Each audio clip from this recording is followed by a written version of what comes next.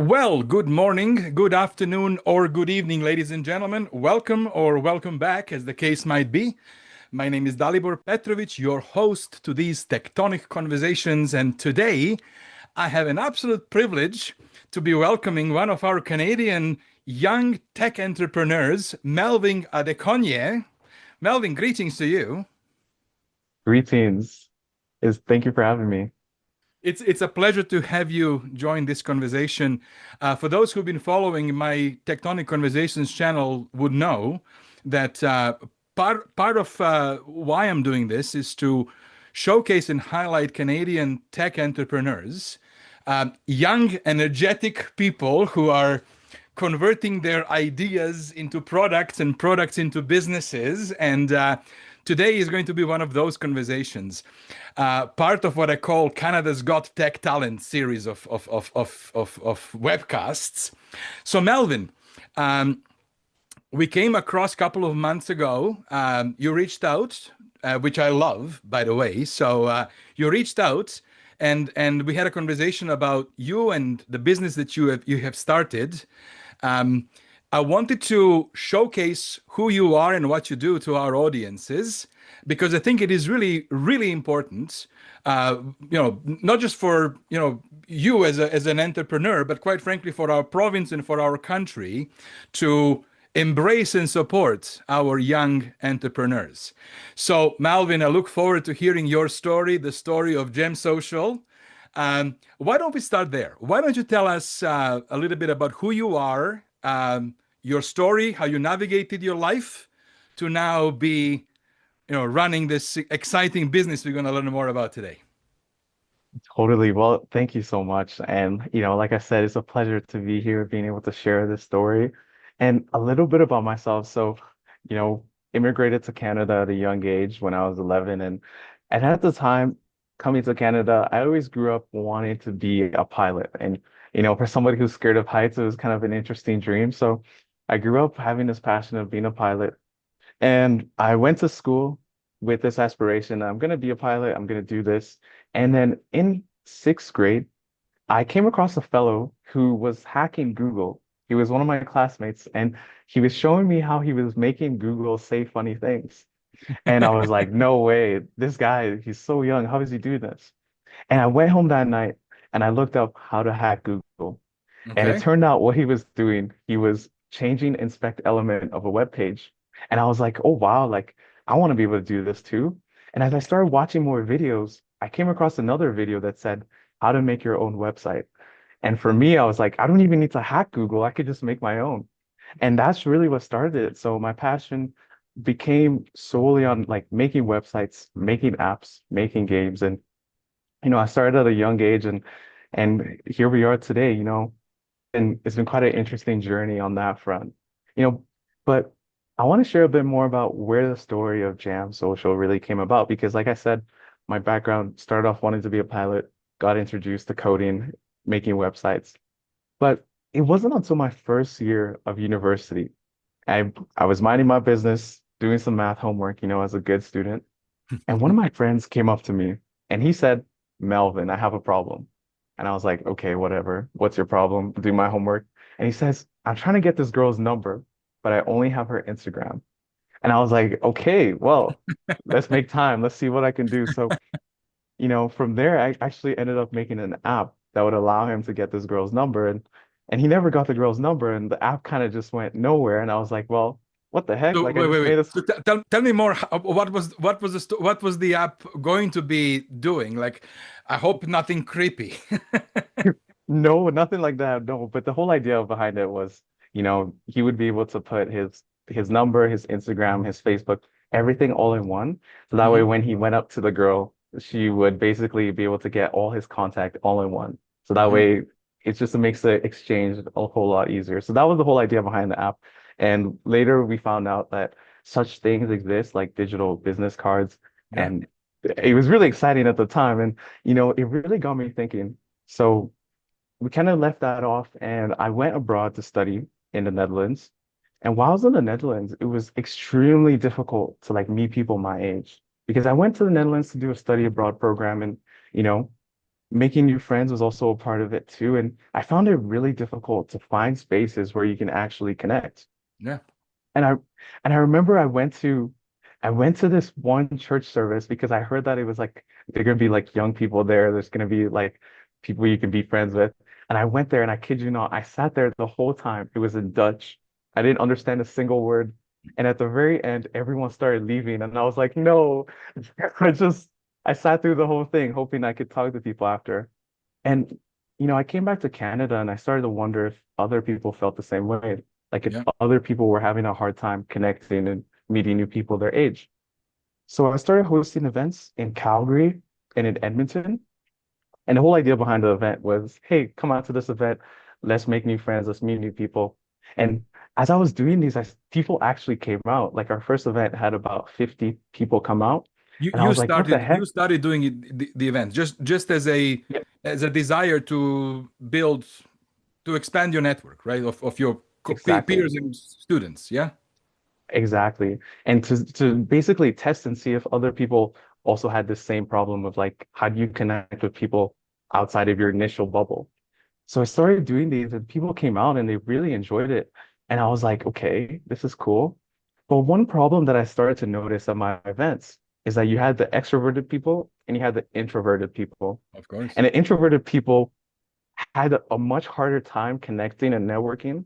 And for someone who was hosting these events for the sole purpose of networking and connecting, I was a little bit disappointed. I was like, this is why we're here. We're here to network. How come people are having such a hard time? And it dawned on me that maybe what they need is a little bit of a push. Like they need an excuse to go and connect with other people. And for me, taking my app background and being able to design websites, I ended up designing a game called a JamBingo. And the whole idea behind it was how can we get people to come out of their comfort zone and go approach other people and ask them prompts and questions. And that's where long story long, that's where we really started off the whole business and we've been going strong here in Calgary, Edmonton, and also across Canada in a few different cities. Fantastic. And what I understand, you're also now sort of crossing the border and try getting starting to get some traction in the US as well, right? That is right. It was actually quite exciting. I got to talk with some hosts of events in Seattle. So they host like social gatherings to bring people together, exactly what I was hoping to do in Calgary. And they Hmm. host these for communities there. And one of the challenges they mentioned to me when we met on the call was that sometimes it could get really clicky. Like you have people who are Yeah. old timers, they know each other, but then you have the new folks who come in, and for them, it can be really hard to break in. So they like love using JamBingo because it really evens the playing field for This is so cool. everybody. So in other 100%. words, if I understand correctly, you are gamifying introductions to people that you don't know in events, physical events, uh, which is particularly beneficial for those of us who are introverted and wouldn't naturally feel compelled to go and introduce themselves to those that they don't know, right? And Totally. how many missed opportunities there have been in events like this where you just missed maybe a life-changing introduction because you couldn't compel yourself to go and introduce yourself to somebody that you don't know. So this is, I think, Totally. really you're addressing a really serious and valid gap that I think exists, right? 100%. And just like you said, like it gives people an incentive to go connect and talk to people they otherwise would not be able to go naturally talk to. And that's something that really started off because for me, especially being a host of my events in Calgary, it's something I started to notice. Yeah. And for me, it was really particular because the whole idea behind the events I was hosting was to get people to connect. So that was literally the whole goal. And and being able to have an icebreaker app like JamBingo to facilitate that was definitely life-changing for my events. And that's really where the story started because I started posting about JamBingo online, on LinkedIn, on social media, and I Yeah. started to have requests. So people started reaching out from Edmonton, from Calgary, asking to use the app. And initially I was like, no, like, sorry, this is just like an in-house thing. This is for my events. Sorry about that. And then more people kept reaching out, and I was like, wait a minute, like, Okay, like you just want the app. Okay, interesting. And I was like, you know what? Let me give it a shot. So the next person who asked me, I was like, you know what? Yeah, you can use it. It's yeah, but you're gonna have to pay to It's use it. X amount of dollars. Yeah, Exactly. I was like, you're gonna have to pay to use it. And they were like, yeah, how much? sure. And I was like, whoa, wait. You're gonna pay? What? That was just a joke. I was kidding. But then that's really how it started. And one event to the next, and eventually we started building up traction, and it got to a Yeah, point where it was like, okay, this is something that we want to take to the next level, and that's what we're doing. fantastic. And I know that you've prepared a bit of a demo to show us what this actually looks like and what it feels like, both for your clients. And by the way, your clients would be, if I understand correctly, organizations that are putting these events on, right? So it could be a company that's organizing an event, or an event company itself that organizes, these sessions where people who might not know each other, conferences too, correct? Totally. So we work a lot with event organizers, but we also work with individuals and small business owners who Mhm. are looking to bring that community together, right? So those Yeah. are the main people we work with. Yeah, fantastic. So why don't you show us a little bit what this actually feels like and looks like, and we'll walk through the process. Totally, let's do it. So here I am on my screen. So this is our main website. So we make digital icebreakers for networking events, workshops, seminars, wherever you have people gathering together. And the Hmm. main concept behind it is our icebreakers help attendees network and mingle. So I'll give a quick demo of what it's like. So we've all played, most of us have probably heard of the paper traditional bingo where you have a sheet of paper and you check boxes off as you meet people. However, we're converting it into a digital application. So the Okay. way it works is the organizer comes to our website, they create a Jam Bingo, and they receive a QR code, which they can display on their screen, or they can print out and put around the room. Yeah. And the next step is they get attendees to scan it. So maybe they make an announcement, hey, everybody, we're going to play Jam Bingo. Can you pull out your phone and scan it? And the key part about this is that attendees don't need to download an app. They simply scan it with their phone camera in order to start playing. And obviously, Then QR code here, it will work for any phone, Android, that's right. yeah, okay, yeah. That's right. And in fact, if people aren't able to scan for whatever reason, we also have a PIN system so they can enter the game code for the Jam Bingo to join as well. Oh, okay. Excellent. And the moment they scan it, this is what their phone would typically look like. So they would have a unique QR code for their events. They would also have a unique code attached to their profile. And then you would have your Jam Bingo prompt. So for Hmm. example, this prompt says, find somebody who started a business in the last year. So this is what a typical setup would look like. Yeah. And keep in Now, mind, these prompts I'm would just going to be, pause you for a second. oh, What we for just saw and the question that we just saw is the question that your client who is organizing that event is exactly. designing, right? And yeah, so in this And it, case, go ahead. no, exactly what I was gonna say. And in fact, let me pull it over to the other screen so that way we can get a better perspective. So these would be the prompts that the organizer would be able to set up in the back end. So for example, here I've put in a set of prompts already, but let's say I wanted to add a new prompt. So the prompt I want to add is find somebody wearing the same shoe size as you. And I Hmm. could simply put that in, hit add, and now when people scan the QR code, this would be the pool of prompts they would be able to see as they play. Yeah. Excellent. That I just want to make sure that is clear, that the questions themselves, of course, are not predetermined, but the client who is organizing the event is the one who actually determines which questions they would like to ask the audiences to pursue, I guess. 100%, All right. 100%. And the next phase of that would be the mingling part. Because what would happen is every attendee will have a unique prompt on their phone, and now they will walk around the room going about asking people. So let's take this example, find somebody who started a business in the last year. So you'll be mingling around asking, hey, do you have a business? Did you start in the last year? Oh, sweet, let's connect.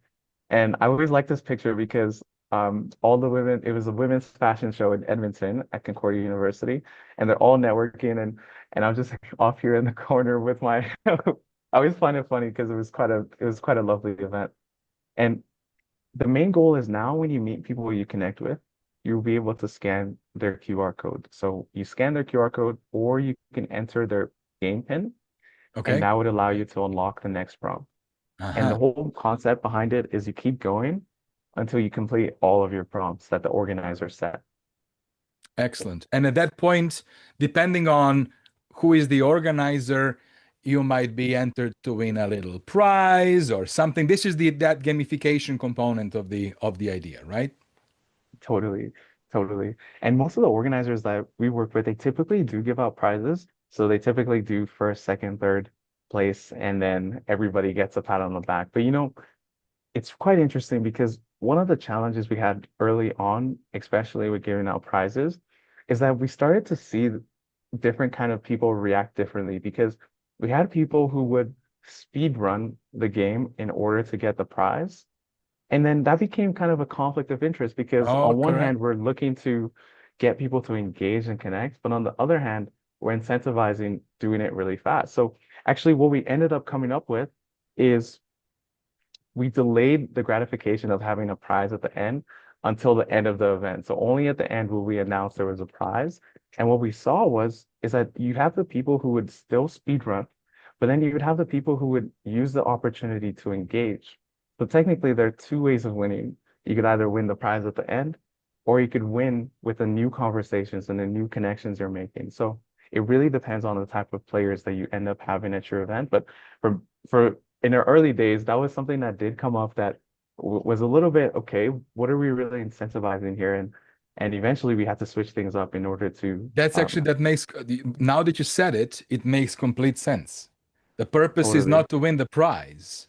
The purpose is to introduce yourself and kickstart interesting conversations with individuals that you don't yet know, right?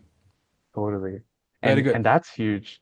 For one of the events we did this week in Calgary, we we had this one gentleman, he came out to the event. It was a young professionals networking event, and he was like sweating profusely.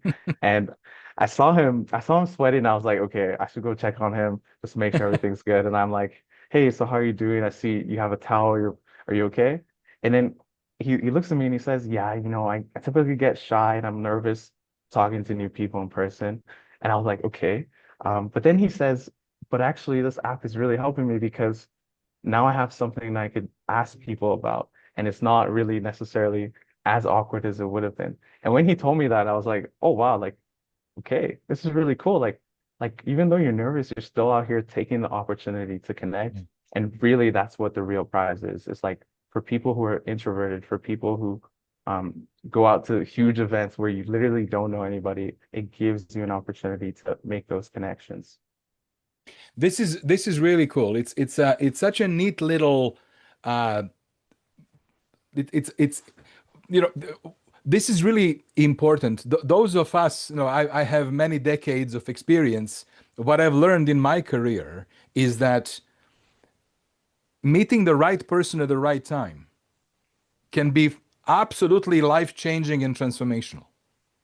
And if you are, by your nature, a more sort of reserved, introverted, uncomfortable, you might actually miss your life's opportunity, right? You might be actually in the presence of someone who could change your life.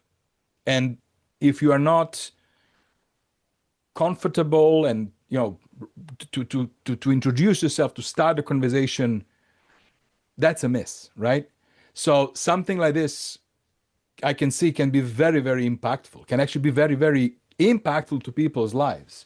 Have you had anyone who, like, I understand, of course, you, by the way, in our prep, we talked about you have, over 100 clients already. So awesome. Congratulations. In all of these events that you've been running, have you come across anyone who's been like upset that this is being asked of them to do? People who, who don't want to play? It's so interesting they asked this question. We were joking earlier. Actually, most of the people who do participate have good things to say. So that's one of the things that we really focus on is that user experience. And in fact, in the early days, when we were just starting out and people would be using our app, I would actually go to the event, but I would go undercover. So I wouldn't tell them who I was or my Okay. relationship with the app. And I would go about and I would just ask people like, oh wow, what do you think about this thing? And they would just tell me because they didn't know who I was. It's just a guy asking them a question. And they'd be like, oh, this is really neat. Like I really like the way that it gets me talking to new people and it has these prompts. But there was this particular event I went to and I was talking with this lady and I was like, so what do you think? And she had a prompt, and the prompt was find somebody with the same shoe size as you. So I'll show you.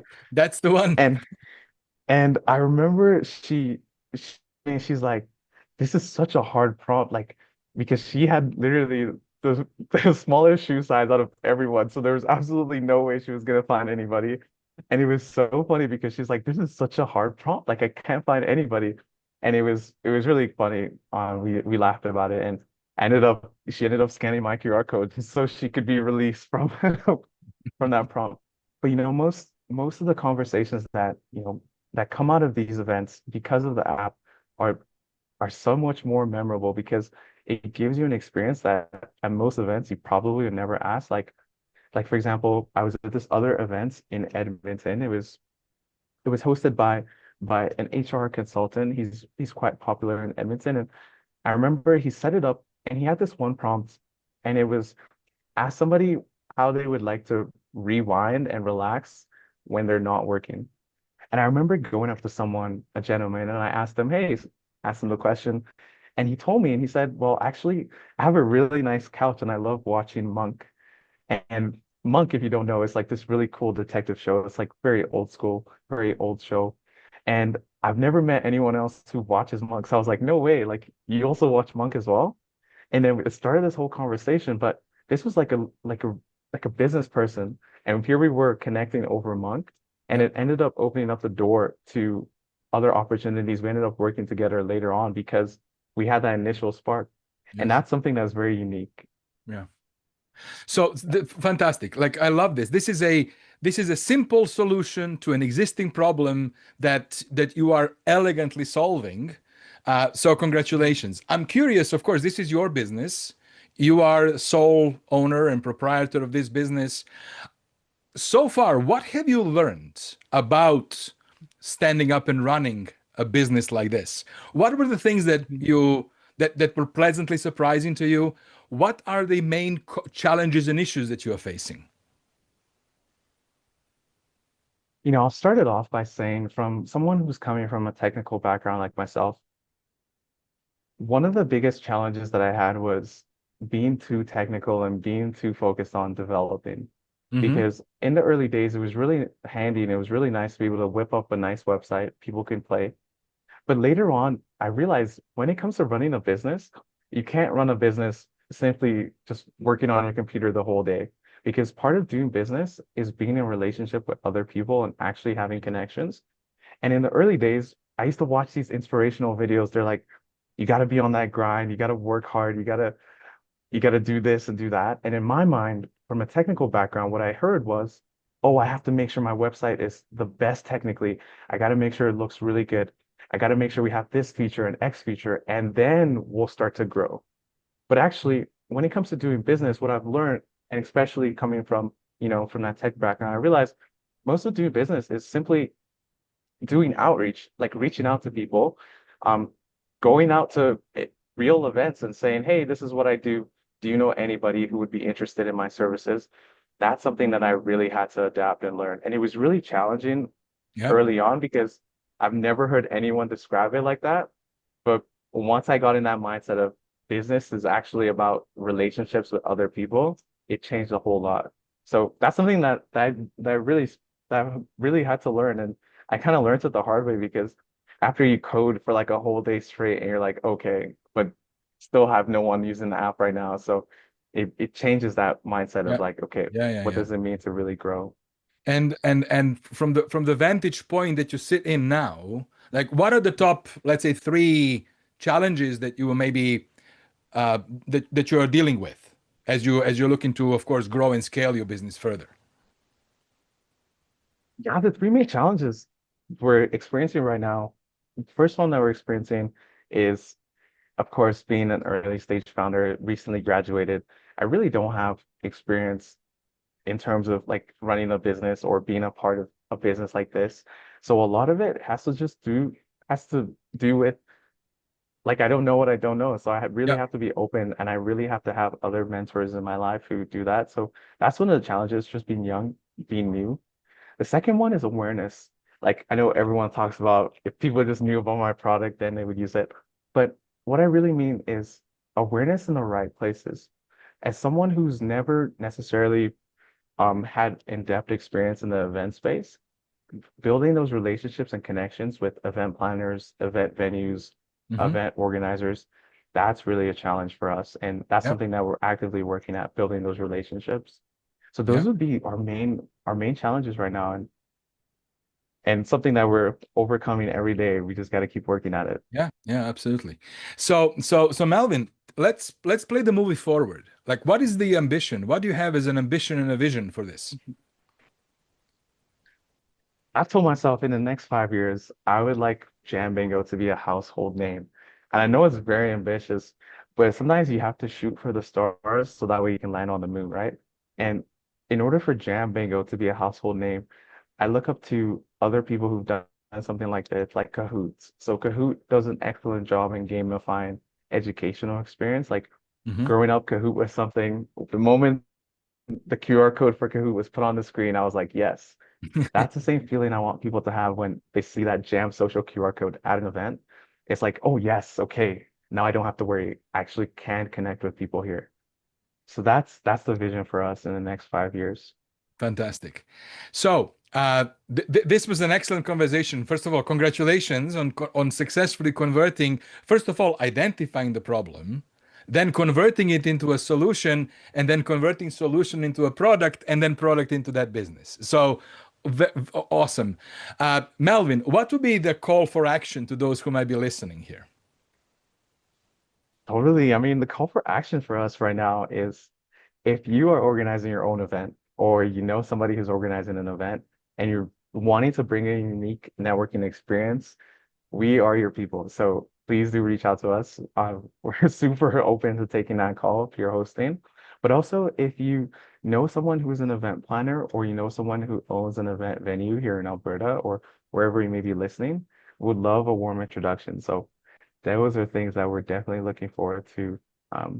Yeah, definitely looking forward to. So Excellent.